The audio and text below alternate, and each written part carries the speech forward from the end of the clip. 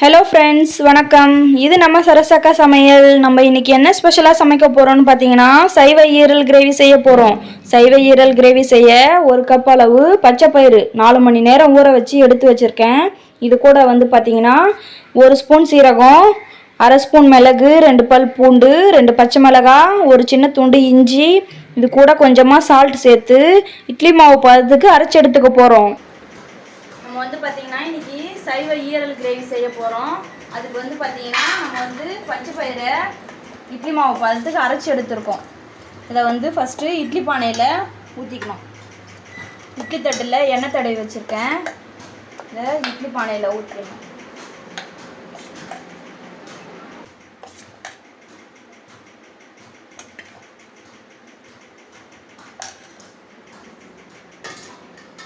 எண்ணெய் காஞ்சதும் பட்டை, லவங்கம் இதெல்லாம் போட்டுடணும்.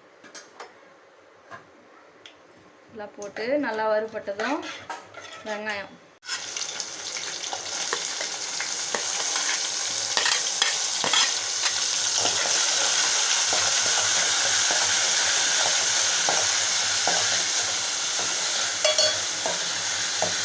வெங்காயம் நல்லா ப்ரௌனியாக பொன்னிறமாக வறுபடணும்.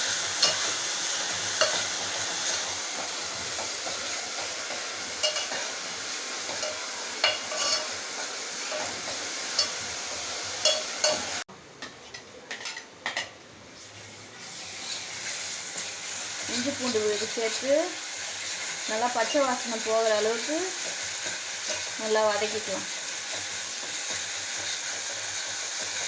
இப்போது 2 தக்காளி, கட் பண்ண தக்காளியை சேர்த்து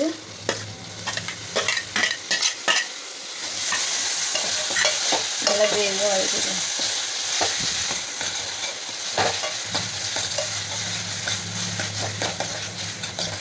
தக்காளி நல்லா மசியணும்.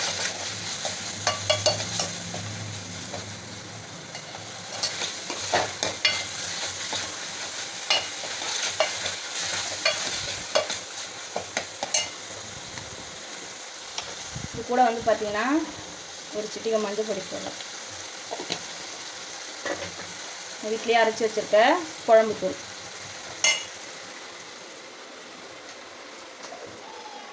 இப்போ பார்த்தீங்கன்னா கிரேவி எண்ணெய் பிரிஞ்சு வந்துருச்சு. நல்லா கிரேவியாக வந்துருச்சு. இது கூட நம்ம தேங்காய் பால் ஆட் பண்ணிக்கணும். தேங்காய் பால் எடுத்து வச்சுருக்கோம். ஏன்னா ஒருத்தருக்கு திப்பியாக இருந்தால் பிடிக்காது. அதனால் தேங்காய் பால் எடுத்து வச்சுருக்கேன். அதை நம்ம இப்போ ஊற்றிக்கிட்டோம். ஊற்றிட்டு நம்ம கிரேவிக்கு ஏற்ற மாதிரி தண்ணி வச்சுக்கலாம்.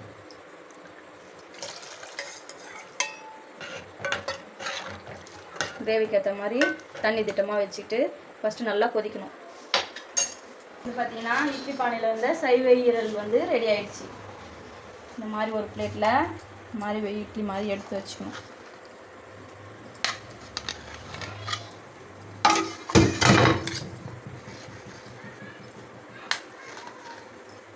பாருங்கள் எவ்வளோ கலர்ஃபுல்லாக நல்லா ஈரல் மாதிரி வந்திருக்கு பாருங்கள். இப்போ நார்மலாக வீட்டில் பசங்களுக்கு பச்சை பயிரெல்லாம் அவிச்சு கொடுத்தா சாப்பிட மாட்டாங்க. இப்போ இதை சின்ன சின்ன பீஸாக கட் பண்ணி எடுத்துக்க போகிறோம். கிரேவி பார்த்தீங்கன்னா திக்காக ரெடி ஆயிடுச்சு. இப்போ நம்ம கட் பண்ணி வச்ச வெஜ் ஈரலை போட்டுக்க போகிறோம்.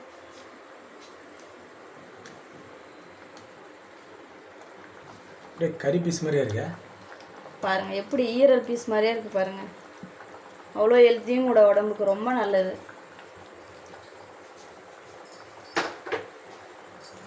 வீட்டில் சின்ன பசங்களாம் பார்த்தீங்கன்னா ஈரல் நம்ம நார்மலாக சமைச்சு கொடுத்தா சாப்பிட மாட்டாங்க. நம்ம இந்த மாதிரியும் ஒரு டைம் சமைச்சு கொடுத்தோம்னா டேஸ்ட் பார்த்துட்டு அடுத்த டைம் எப்போ செய்வீங்க அந்த மாதிரியெல்லாம் கேட்பாங்க நம்மளை. இட்லி, தோசை, சப்பாத்தி, பூரி இது மாதிரி எல்லாத்துக்குமே இந்த கிரேவி நம்ம தொட்டு சாப்பிட்லாம். நல்லா சூப்பராக இருக்கும், டேஸ்ட்டாக இருக்கும்.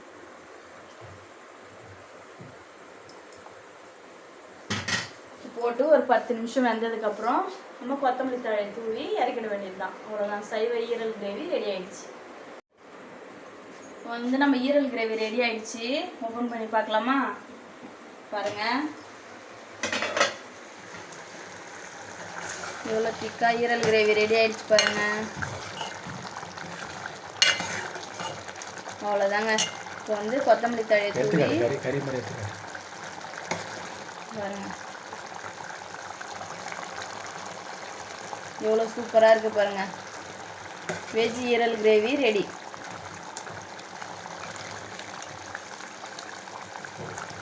நம்ம கொத்தமல்லி தழை தூவிடலாம். தூவிட்டு நம்ம இன்றைக்கி வந்து டின்னருக்கு சப்பாத்தி செஞ்சுருக்கோம். சப்பாத்திக்கும் இந்த ஈரல் கிரேவிக்கும் எப்படி இருக்குன்றத பசங்கக்கிட்ட கொடுத்து பசங்க என்ன ரிவ்யூ சொல்கிறாங்கன்னு பார்க்கலாம் வாங்க. இப்போ வந்து நம்ம பசங்களுக்கு கொடுக்கலாம். இந்த ஈரல் கிரேவியும் சப்பாத்தியும் செஞ்சுருக்கோம். பசங்களுக்கு கொடுத்து எப்படி இருக்குது டேஸ்ட்டு சொல்கிறாங்கன்னு பார்க்கலாம்.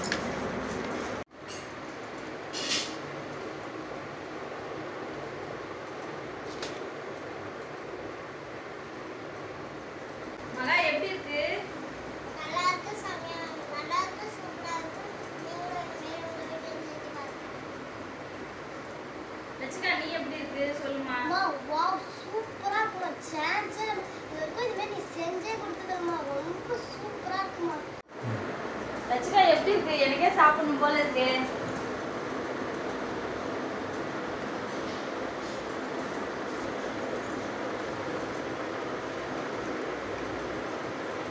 நிஜமாக சொல்கிறேன் ஃப்ரெண்ட்ஸ், ரொம்ப சூப்பராக இருக்குது, டேஸ்ட்டாக இருக்குது. நீங்களும் உங்கள் வீட்டில் இதே மாதிரி வெஜ் ஈரல் கிரேவியாக செஞ்சு சமைச்சு பாருங்கள், டேஸ்ட் பண்ணி பாருங்கள். எப்படி இருக்குன்னு கமெண்ட் பாக்ஸில் கமெண்ட் பண்ணுங்கள். மறந்துடாமல் சரசக்கா சமையலை லைக் பண்ணுங்கள், ஷேர் பண்ணுங்கள், கமெண்ட் பண்ணுங்கள். சின்னதாக ஒரு பெல் பட்டன் வரும், அதை கிளிக் பண்ணுங்கள்.